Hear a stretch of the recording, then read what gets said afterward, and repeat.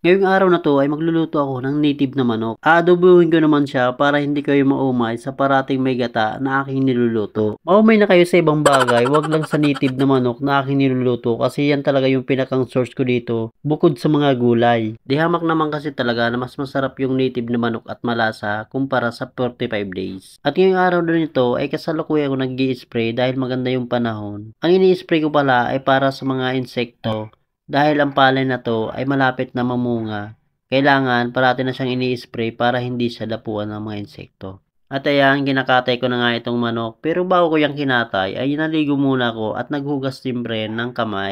Nagpalit din ako ng kasuotan para siguradong malinis at walang maihalong kemikal dito sa ating lulutuin na manok. Shoutout muna kay Maria Rose Asis Chavez at kay Victor Rotacio. Maraming salamat sa pagsubaybay. Balik tayo dito sa manok na aking kinakatay. Bali, ang manok pala na to ay hindi nangingitlog. At yung isa naman ay kumakain ng itlog. Kaya pala siya kumakain ng itlog dahil halos may lahi siyang purong Texas.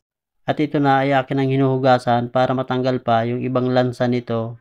Pagkatapos kong mahugasan yung manok ay hinanda ko na yung mga pangpalasang tunay kagaya nitong isang buong bawang at itong dalawang pulang sibuyas. Tapos hiniwa ko lang ng mga maninipis yung luya dito at siling labuyo para maisipa ng anghang.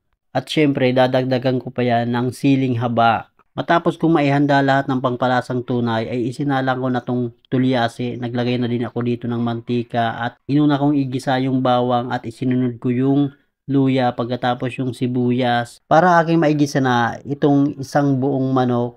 Isang buong manok muna to kasi medyo matanda na to kumpara dun sa isa, kaya uunahin ko itong palambutin. At dito pala ay naglagay na ako ng paminta para sulit na sulit yung kanyang lasa. At naglagay na din pala ako dito ng isang blue king manok para siguradong buong buo talaga yung lasa ng native na manok. Mahirap na baka pagkamalan tong 45 days. Dito pala ay naglagay na ako ng tuyo, suka at isang kutsaritang asukal pangbalansi ng lasa.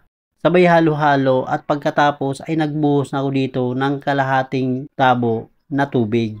Para sulit ang kanyang aromatiko ay naglagay pa ako dito ng tanglad. Nailagay ko na pala dito mga kaurags yung isa pang manok, kaya yan malapit-lapit na maluto, kaya nilagay ko na yung siling haba. Pagkatapos ay akin ang tatantyahin. Nung tantya ko ay medyo may kulang pa kaya nagdagdag ako ng toyo at suka. Sabay halo-halo. Napakabango na pala nitong mga kaurags nitong aking niluluto, kaya lalo akong nagutom nung pagkalagay ko nung siling haba. At dito pala ay nilagay ko na din yung siling labuyo para talagang mas malakas yung sipa ng anghang. Papaiga-igain ko lang to ng konti at papanuutin ko yung anghang dito sa manok. At ito pala ay luto na siya, kaya kakain na tayo mga kauragon. Kayo ba mga kauragon, ano bang gustong luto nyo sa native na manok? Paki-comment naman para aking malaman. At paki-like and share na din kung nagustuhan mo ang ganitong mga content. At huwag kalimutan din na mag-follow. Maraming salamat pala sa mga nakasubaybay parate sa aking mga uploads. At maraming salamat sa mga nag-follow at magpa-follow pa lang. Ayan, dito na pala kumain sa labas kasi mas masarap kumain kapag maganda yung kapaligiran at masarap yung simoy ng hangin na talaga namang mapaparami ka ng kain. Maraming salamat pala kung nakaabot ka na naman sa dulong ng video na to. Hanggang sa sunod nating pagkikita. Peace!